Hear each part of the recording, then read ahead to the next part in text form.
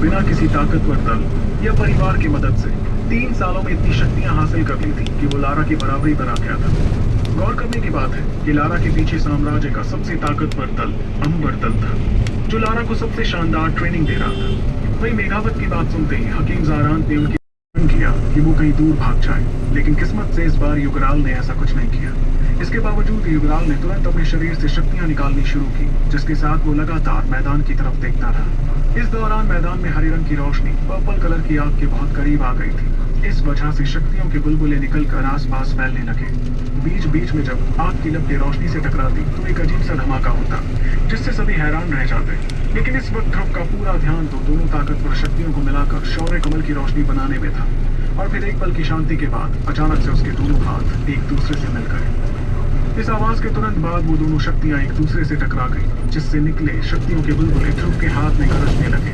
लेकिन ध्रुव ने उस गर्जन को नजरअंदाज करते हुए तुरंत अपने हाथों पर अंदरूनी शक्तियों का इस्तेमाल किया, जो उसके शरीर से निकलते हुए दोनों रोशनियों को लपेटने लगी। फिर जैसे जैसे वो दोनों शक्तियां अंदरूनी शक्तियों के घेरे में आई तो ध्रुव ने उन्हें अच्छी तरह से काबू में करना शुरू किया। फिर ध्रुव ने अपने दोनों हाथों को तेजी से रगड़ना शुरू किया, जिसके कुछ पलों बाद वो गरजने की आवाज बंद हो गई। ये महसूस करते हुए ध्रुव ने एक राहत की सांस ली और फिर धीरे से उसने अपने दोनों हाथों को दूर करना शुरू किया।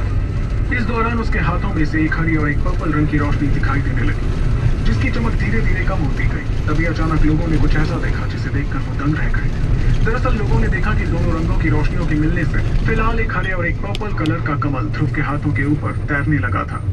वह इन दोनों रंगों के कमल को हवा में तैरते देख हकीम शांडल की आंखें हैरानी में बड़ी हो गई। दरअसल उसने आज तक ऐसी कोई शक्ति नहीं देखी थी, इसलिए वो अपनी आंखों पर यकीन नहीं कर पा रहा था। एक तरफ इशारा किया और भारी आवाज में ध्रुव से आगे कहा। इत्तेफाक से लारा और बुखरात भी मिशाक के जन्मदिन के लिए मोहार महल में मौजूद थे, इसलिए जब उस रहस्यमयी लड़के का मिशाक से मुकाबला हो रहा था तब बुखरात की भी उस लड़के से लड़ाई हुई थी। इस दौरान बुखरात ने उस रहस्यमयी लड़के का चेहरा देखा था, लेकिन वो दावे के साथ कुछ नहीं कह सकता था कि आखिर वो लड़का था कौन। मगर कुछ ही वक्त पहले उसे यकीन हो गया है कि वो रहस्यमयी लड़का कोई और नहीं बल्कि शौर्य दल के साहिबजादे ध्रुव शौर्य ही थे। और उलाफ की बात के तुरंत बाद एक खौफनाक खामोशी पूरे मैदान में गूंजने लगी। साथ ही सभी के चेहरों पर एक हैरानी थी, जिसके साथ वो उलाफ को देखे जा रहे थे। दरअसल वो लोग ये सोच भी नहीं पा रहे थे कि आखिर ध्रुव ने ऐसा काम किया तो किया कैसे।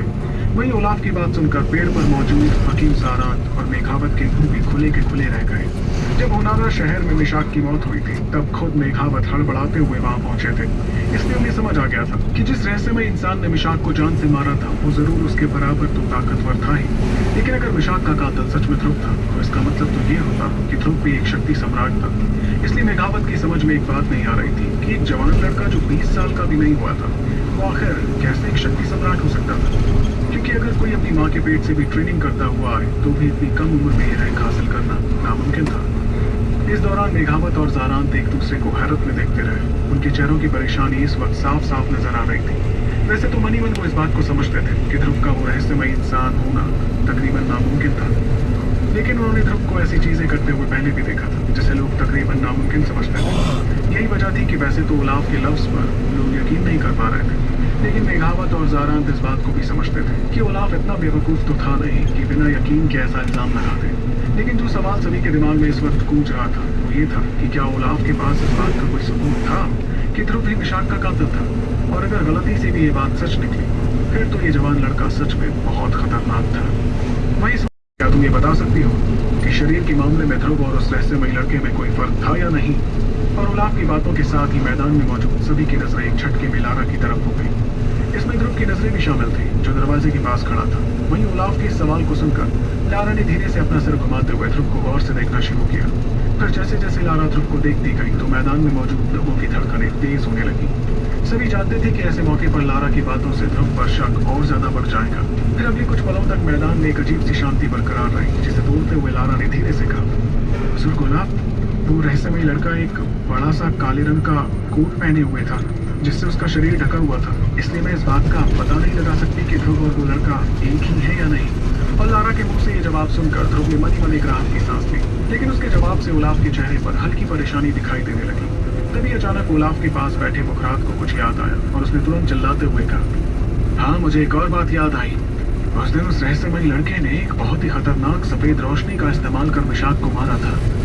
फिर बुखरात की बात सुनते ही पेड़ के पास खड़े जारान, मेघावत, इंद्रवदन और बाकी सभी लोगों के चेहरे का रंग बदलता हुआ समझ आने लगा।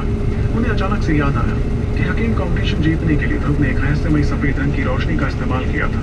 इसके साथ ही सभी के दिल तेजी से धड़कने लगे। दूसरी ओर ध्रुव के चेहरे पर हल्की मायूसी छाने लगी। क्या ध्रुव अव्वल पर्वत से सही सलामत निकल पाएगा या फिर ओलाफ के दिमाग में कुछ और ही चल रहा है? ये जानने के लिए आपको सुनना होगा दीवाने नूली आज रिवांश के साथ सुपर योद्धा।